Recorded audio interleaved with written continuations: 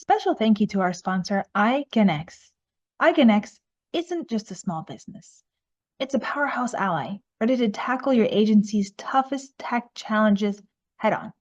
Specializing in low-code, no-code solutions, advanced analytics, and project management, iGenX is your go-to partner for both federal and commercial projects. But what sets iGenX apart? As a Salesforce Summit-level partner, the company brings unparalleled expertise across the entire Salesforce ecosystem. From MuleSoft and Einstein and Tableau, the expert teams at iGenX don't just build solutions, they engineer them, crafting robust data pipelines and creating stunning visualizations that drive real results. At iGenX, success isn't just a goal, it's a promise. The team is dedicated to delivering measurable benefits that transform your operations. Ready to partner with iGenX? Contact the team at info@igenx.com, spelled info@eigenx.com. What is it? Why do you care? How does it achieve better, cheaper, faster? And what is the way to validate that I am who I say I am? And this is a viable, low risk option. Because the risk part is often what takes someone off the rails. If it's unclear, seems like it's a lot of unknowns that you're trying to put in there. So that's the solution. So that's why I was focused on the solution part. What am I actually offering? And how is that something that becomes scoreable and evaluatable? Because when things are so ethereal. Welcome to GovCom Unfiltered, where your journey through the labyrinth of federal contracting begins. I'm Alexa Choi, your guide and host on this epic adventure. Here, we dive deep into the heart of government contracting, shedding light on the heroic tales of those who navigate its complex terrain. Our mission? To bring you closer to the action, revealing the critical steps, triumphant victories, and occasional pitfalls that our intrepid adventurers face. Your journey into the world of government contracting starts now, and we could not be happier to have you with us. Let's embark on this adventure together. On today's episode of GovCom Unfiltered, we are talking to Brian Lindholm, one of my industry favorite friends and somebody I've known for a really long time. So Brian, please introduce yourself. Hey everyone, this is Brian Lindholm from FedSavvy Strategies. I'm the managing principal and founder of the business. Oh, cool. Awesome. Can't wait to learn more about you. So along those lines, who are you and how did you get here? What's your how I got here story? Oh boy. Yeah, I've been in the GovCon game for a long time, about 20 plus years at this point. And I guess how I got here was really a journey of, being the disgruntled entrepreneur, I guess, where I didn't like how things were being done at a business I worked at a long time ago, challenged my boss and EVP for business development that we were doing things in a very, undisciplined manner, going after bids we didn't know how we're talking about, competitors we didn't know at all. I said, this is kind of silly. We got the expensive BD guys who were just doing RFP whack-a-mole. Right. We can do better. He said, okay, fix it. I said, okay, I will. And really, from there, built and constructed a competitive intelligence function from scratch. I just had to dream the whole thing up as I went, like building an airplane one flight, and that set me on the path that I'm doing today. So did you actually create the concept of the black hat? Was that you? Was that your creation? No. Oh. No. That's not a revolutionary concept. You could pull that out of a Shipley Associates training guide. I've just dived into it quite a lot, and I've made it a bit of maybe an obsession of mine, how to leverage that exercise and make it actually useful, as opposed to what is often seen that can be fairly generic and pointless. Awesome. I know you and I were noodling on how we may have met in the past, and I think it may have went back to Bloomberg Government, which was for me probably 10 years ago. I was running the frontline sales for small business territory, and I think you and I had connected at that point in time. But I'm super grateful that we've stayed connected over the years, and I'm looking forward to this conversation. So tell us, over your highlights of your government contracting career, like what stands out to you as really a hallmark moment? Wow. Yeah, there's I think in recent years, it was actually some of the big wins that my company had a hand in. The largest one was about $1 billion weapon systems design and development contract that we had a hand with, which I knew the weapon from being a former naval officer, what it was, what its purpose was, but never worked on the industry side. We actually helped the company, our client, win that one. That was just it's such a cool bunch of people. I was rooting for them the entire time, and we had to, I think, shake them up to look at their competitors a bit differently. And I could see the eyes wide open as we showed them the threats, and it helped them really make a much better solution. I was just thrilled to death that they won that one. There's other big one too, some big cloud wins. I keep getting tied into cloud. I don't know why.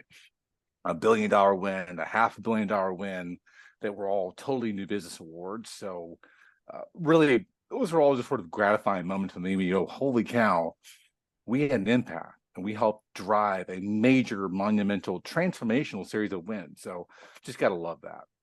Yeah, that's really awesome. So retired Navy, retired naval officer, right? Former, I didn't retire, but I was in it for several years. That's awesome. It's funny because we do a lot of interviewing of naval folks, and I'm not sure why, but it just sort of has been shaking out that way. So it's great to have you on that regard as well. So the next thing I wanted to ask you about was, you know, you and I have been doing this a long time, so something like a black hat comes second nature to us. But I feel like over time, and a lot of small businesses scrap the Shipley, you know, I forget, it's like 104 steps, which they should, honestly. It's crazy. So they condense the confetti reviews down to like very few colors, which they should.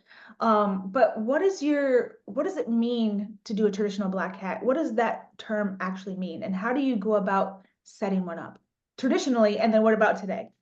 Yeah. I mean, what it really is it's supposed to be.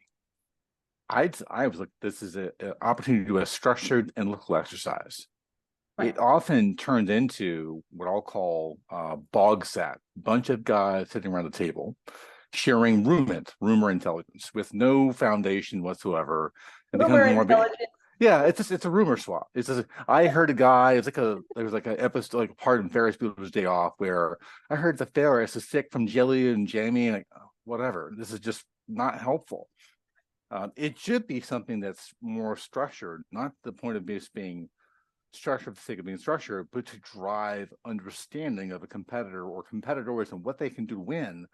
So then if you understand your foe, who you're up against for these mega contracts or small contracts, that you understand this is what they can approach, this is what they can use, and then use that to examine your own solution and go, gosh, you know what? I see some threats. I see some weaknesses in my own approach, and tighten those up so you can enhance your chances to win by understanding your adversary, what they can do, as opposed to being ignorant about what they can do. So that's the whole point. It's not just to like check the box and understand this basic like NBA 101 SWAT trash. It's no, let's understand what they can do and why it's important. Now, how do I beat this? And please God, don't ghost them. It's just a waste of time. Ghosting is ridiculous. It's like, what can you do solution wise that can really be meaningful? That's what's important. Whatever scores in an evaluation, that's critical, as opposed to clever wordplay. That's just a waste of time. Right. Well, especially now that AI is writing the majority of zero to pink, right? So you're not bringing your humans. Most people aren't even bringing humans in until after a post pink review. That's what I've been seeing anyways. So I think my question for you is around, like, we're going to talk about the ghosting thing in a second, because I think that's fascinating, because that's exactly what everybody's still talking about doing, is ghosting into the competition. But let's just say you were building a black hat. How do you pull the list of potential competitors if you don't know who they are? So for example, I've done a lot of these where like the slide 1 is like who you know for sure. Slide 2 is like, maybe they're going to be, and then slide 3 is like your dark horses. Well, if you've been doing this a long time, you've noticed that the dark horses oftentimes win. So how do you, as a consultant that does this for a living, how do you actually figure out who those competitors are? Yeah, I like to construct, it's like anything else, right? We follow, and I've been a devotee of this, of the intelligence process, right? So construct a model of what the problem looks like, the opportunity looks like, do collection, do analysis, and then push that out the door in terms of what your findings are. And that fundamental process helps you do that objectively. Now, you certainly want to get input from the captain team, the BD team, folks who are on the ground, and go, who have you seen deliberately sniffing around and interact with that customer? Those are fairly obvious that you should at least examine them if they're likely to be a threat or not. Then there are those, like kind of you put in there, that I'll call the boogeyman. The boogeyman who emerges in the middle of the night, that you wonder where the hell this guy come from.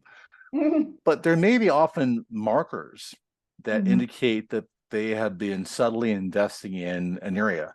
So let's say, for example, I noticed they made some hires recently that happen to have or absolutely have relationships or at least firm understanding of the domain where you're playing, where that competitor typically did not play. Well, they didn't hire them off the street because they look good.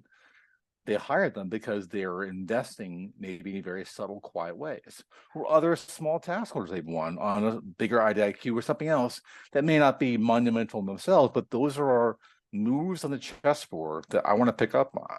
So I want to study.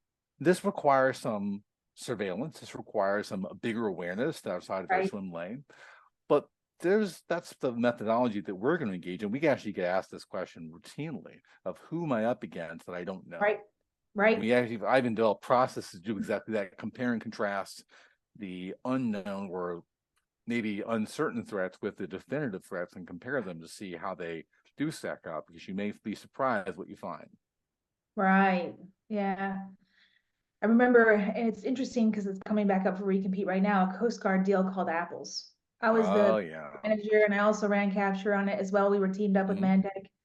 I felt like we had a pretty good team. We were a little bit late on the capture process, but what used to happen back in the day, Brian, was in-person industry days, right? Mhm. And Mhm. when you went to go sign in, everybody had their cell phones out and were taking photos of the sign-in list, and that was so much easier because then you know who's in the room, and then you also would like watch to see who is sitting next to each other. You could build a whole black hat off of that. Yep. But since COVID, it's like these things are online, or they just don't do them.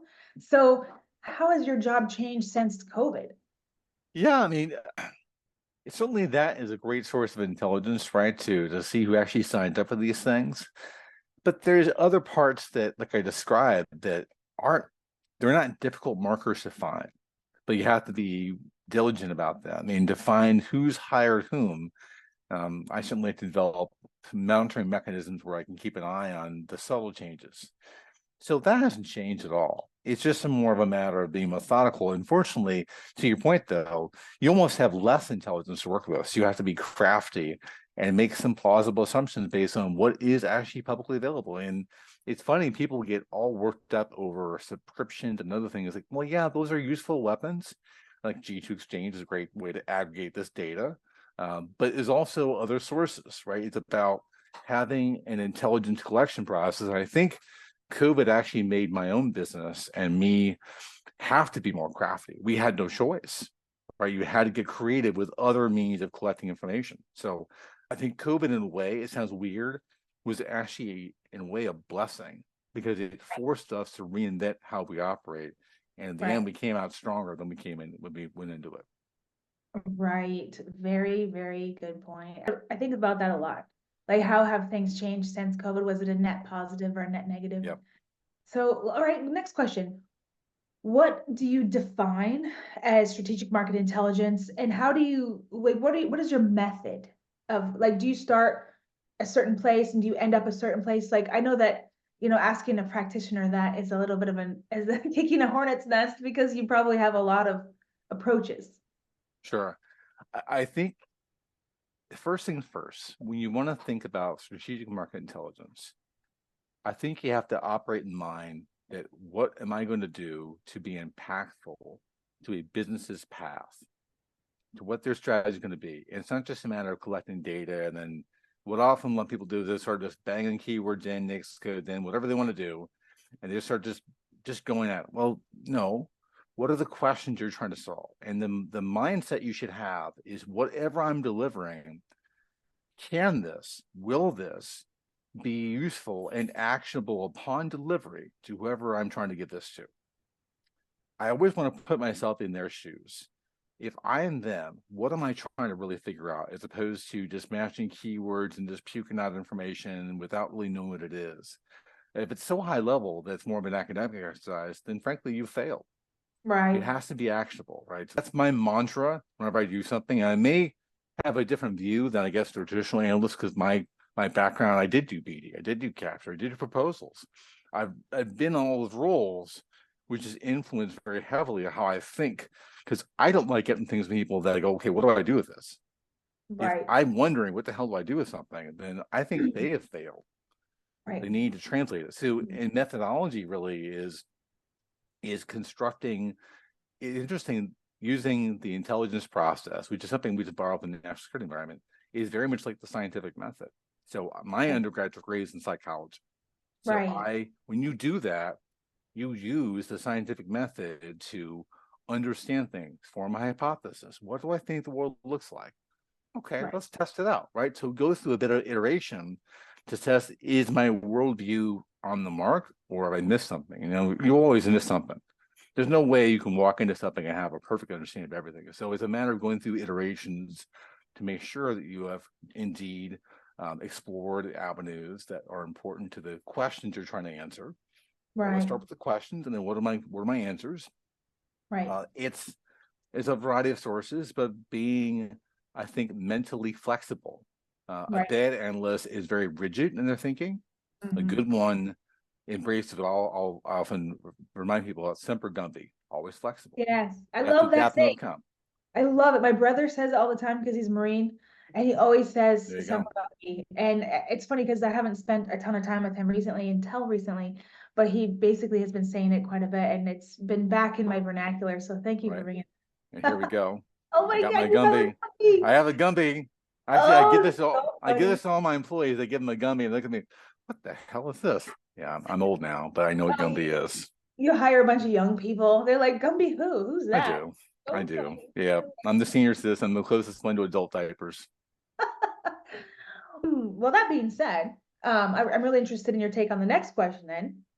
And that Sure. is, you really can't turn around in this town or any others without talking about AI, right? Hmm. So do you think that AI is going to take over some of the market intelligence, kind of the strategic thinking, I guess, that goes into the bid proposal process? I think, and I use generative AI as a resource for me, and I think it has its place. It's like anything else in a tool bag, right? Every tool has a Right. purpose, right? So you don't see a craftsman go into a job with a single tool and then that's all they know how to use. You need to have an array of tools. I just see that as another tool in my arsenal. And I think it actually is quite useful to quickly get up to speed on a topic, or at least background topics. I find that to be helpful. I want to learn about a topic before I dig into, let's say, an analysis I'm doing. If there's a topic I'm not comfortable with, a technical topic or some idea that I don't think I know very well, I will go to a generative AI tool to help get some background information on it as I use targeted questions to elicit Right. something to give you the primer. Right. I actually test those tools. I like to understand what they can do and what they can come up with. I find that when I pose questions that are more judgment calls, that aren't Right. really objective necessarily or clearly objective, they fall apart. And also, there's a lot of ways you can steer it to get the answer you want. So if Mhm. you are blatantly asking questions that Mhm. are loaded questions, then you can guide that chat GTP, whatever the hell, to give you the answer you want, which is really unfortunate. When you want to be an analyst, you have to take the facts for what they are. There's no such thing as an alternative fact. A fact is a fact. Right. It is what it is. And sometimes I got to tell you, your baby's ugly. So you think you want to go after this pursuit, you think you want to go after this market, but I'm telling you right now that your chances of being successful is a snowball's chance in hell. You're not there, or the barriers are so significant, you're not going to get there without a lot of investment, a lot of risk. So let's be realistic about it.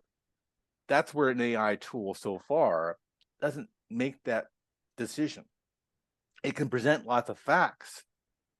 It can make things very accelerated to find information, which is great, right? But in the end, you've got to make a decision, and you've got to also be, I think, intellectually independent to say Right. things that someone may not want to hear, but they have to hear. I'm not trying to be contentious. That's not the Right. purpose, but I want to be objective. Here's what I like. I do this with clients all the time. Here's what I like about this market you want to go into. Here's what I hate. And here's Mhm. things that really give me pause that I think you need to be conscientious about, that where Mhm. you may want to consider your decision or what investment that you have to make. So that's where I think AI can be useful, and where it actually is still leaves a lot to be desired. So that's a great answer. Thank you for that. Federal proposals, your voice, less time, exceptional results.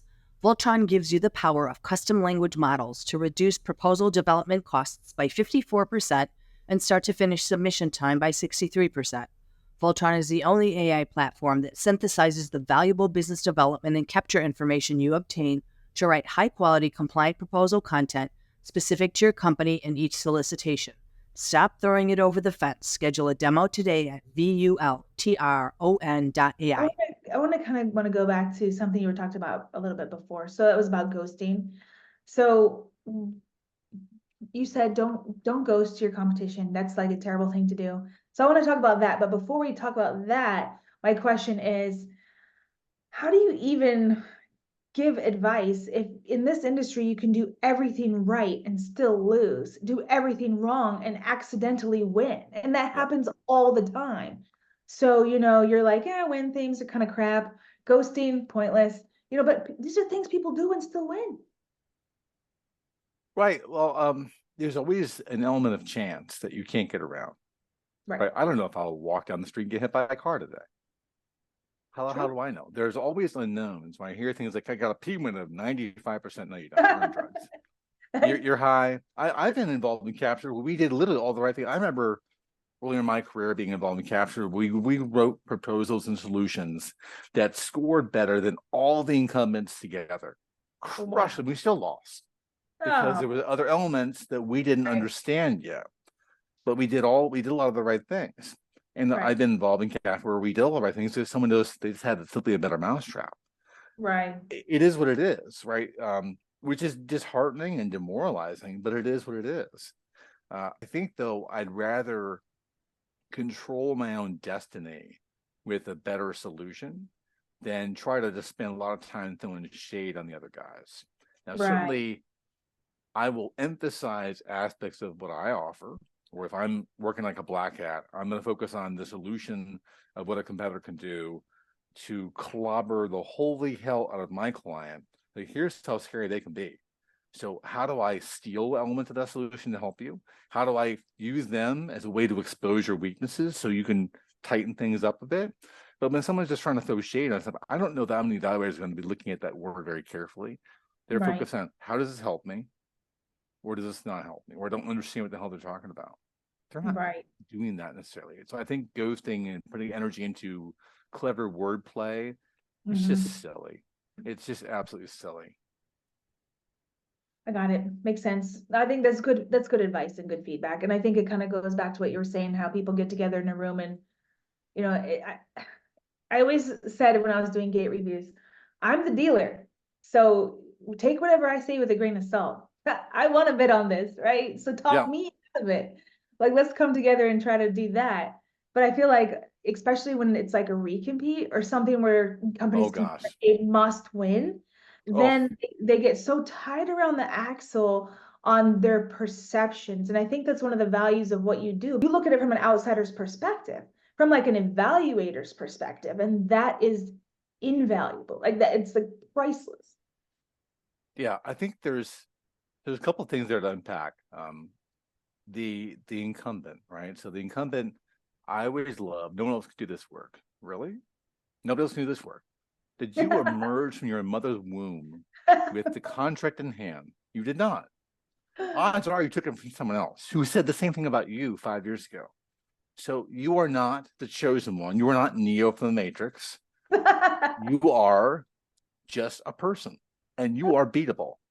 And that, I think that sober awareness is where I will challenge them not to be rude, and I'm not going to be just mean, but to show, and this is often why something like a black hat is actually quite useful, is that it simulates. If you do it right, I'm using it as a simulation. I'm going to I'm going to take on the role of the adversary. I'm going to say, here's how I'm going to beat you into submission. I'm going to make you look stupid. And often it's like a scared straight exercise where someone looks at what the threat looks like. And they'll go, oh my God, I didn't see that angle. No, you didn't. And here's how they're going to beat you. Now you know their playbook. Now, how can you adjust it? How can you make adjustments on that? And that's where the incumbents often struggle, because it's not, people oftentimes look at, well, they've got pricing issues. Well, they do to a point, because it's hard to make sudden cost cuts. I've seen this plenty of times in competition, when they make sudden cost cuts and what the hell happened here? It's weird. They're at a disadvantage often, because the Right. challenger has more room to maneuver than the incumbent does. But the Yep. incumbents often, I think they keep on saying, bro, it's me, the whole time. Right. Like nobody cares. What have you done for me lately? What have you done for me lately that makes me want to care about why I should lean forward with you? So Yeah. it's those incumbents where I know I'm gonna have to roll my sleeves and really work hard on them to tenderize them a bit, to make them see reality. Mm-hmm. It's tough, but I have a it's a lot to label. say about, I have a lot to say about that, but I'm gonna kind of pivot to a question that's not on the list, sorry. So one of the tactics that government contracting, is GovCom, loves to do is to hire some executives, retiring from the government, and put them in key roles, like chief operating officer, which that one always cracks me up, like working in the government versus being the chief operating officer of a services firm. Good luck with that. Let me know how that goes. Or, chief growth officer, or put him in, worst case scenario, put him in a BD role or capture role. I guess that's the worst case scenario. We've seen this happen left, right, and sideways, right? If the industry was to continue that kind of thing, like hiring government retired officials, how do you infuse, I'm backing into the win theme question here. How do Sure. you infuse the, like, mission knowledge into a winning proposal from somebody that is really close to the work? And that same thing, you could even think about that from like your operations team, right? Like, oh, they're on the ground doing the work right now. We should get them in here and have them help us write this proposal, right? So one of the longest poles in the tent, I think, for us as proposal ops people is figuring out how to get that voice of the customer into the proposals in a believable way consistently. Yeah, I mean, I think I like teams that have blended folks who came from government, whatever the role would be, hopefully something recent. And they can give a sense of reality of what the mission environment's like, and what it's actually like to operate there, to help, I think, to talk someone down off the ledge if their solution is not realistic or does not address something. I think they'll put them into very senior executive roles right out of the gate. I think is often a mistake. So, I worked for companies before I did my own thing, where we would do exactly that. We'd hire some retired, fill in the blank. And I found the ones who did succeed is when they had a chance to have some training wheels, Right. where they could leverage their knowledge for good, not for evil, but to leverage their knowledge for good.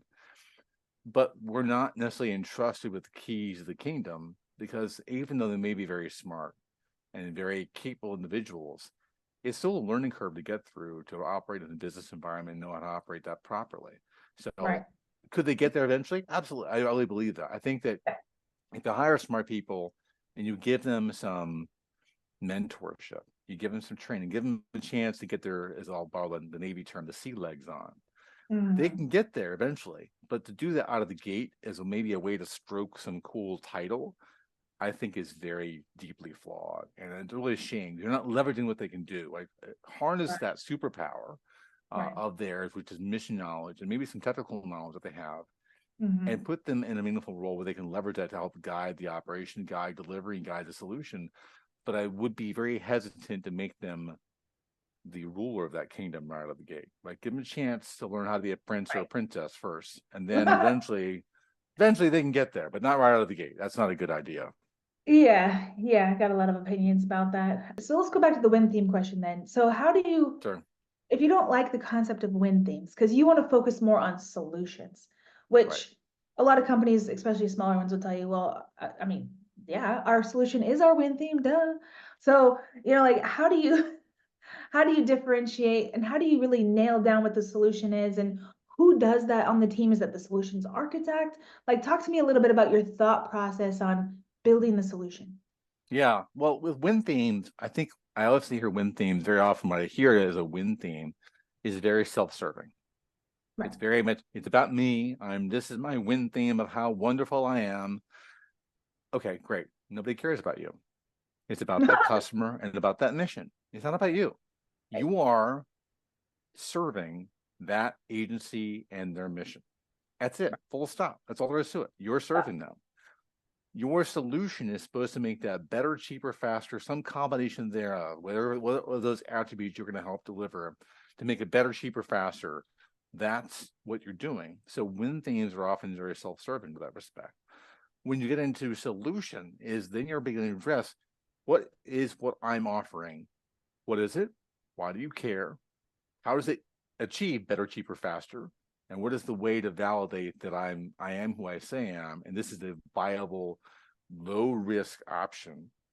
Because the risk part is often what takes someone off the rails. If it's unclear, seems like it's a lot of unknowns that you're trying to put in there. So that's the solution. So that's why I was focused on the solution part.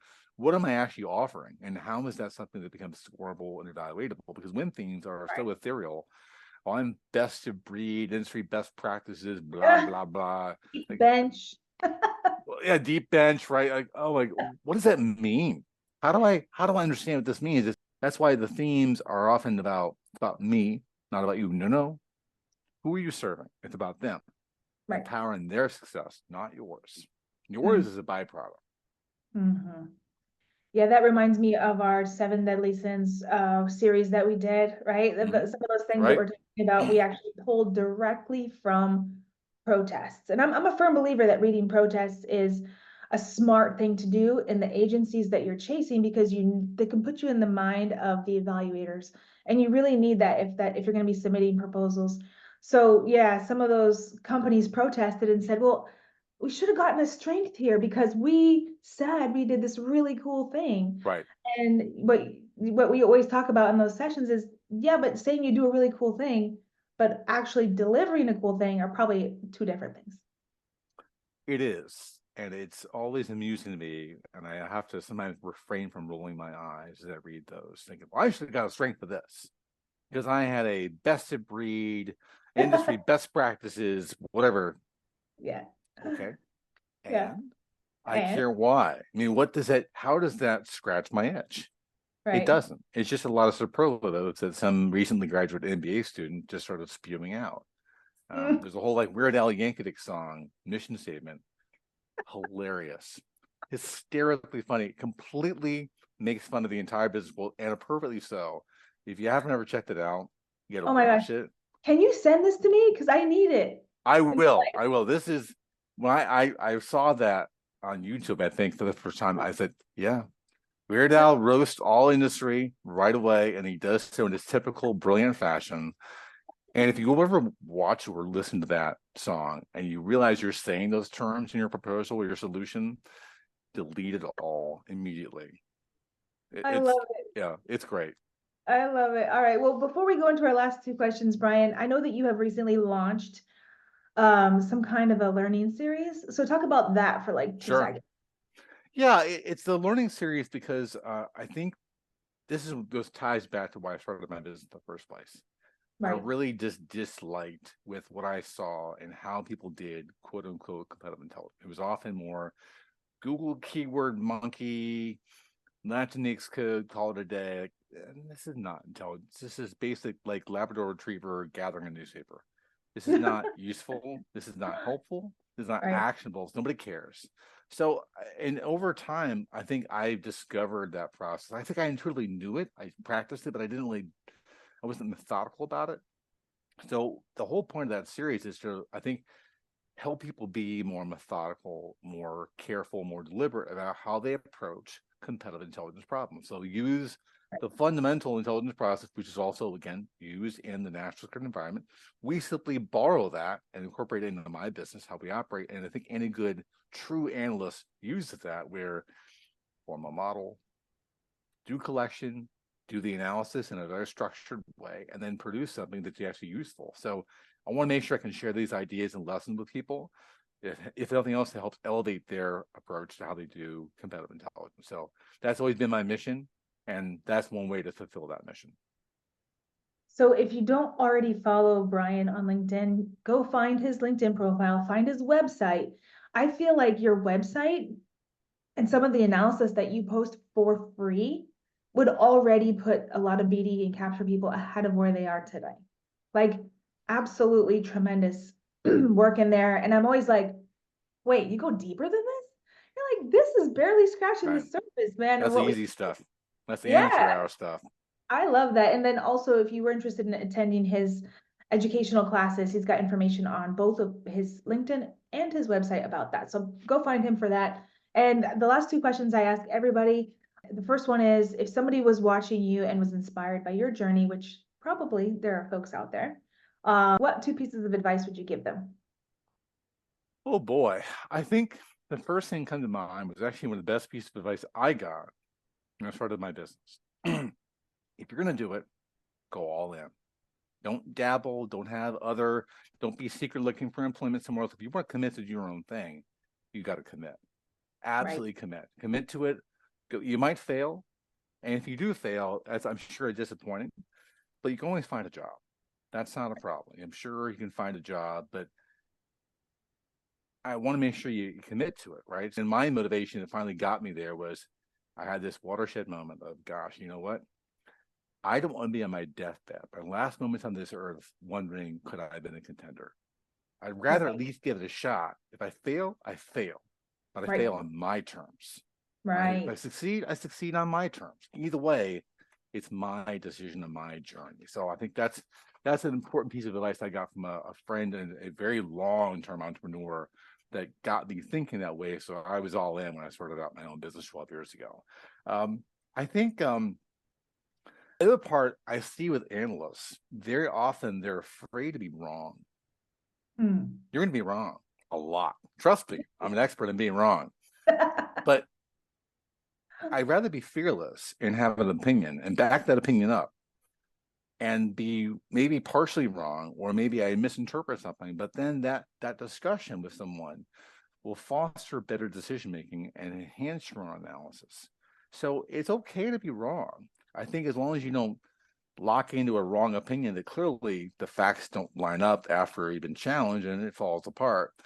But be okay to be there. Don't be timid of your own shadow. I'm not going to be shy with my opinions, but I'll be receptive to feedback.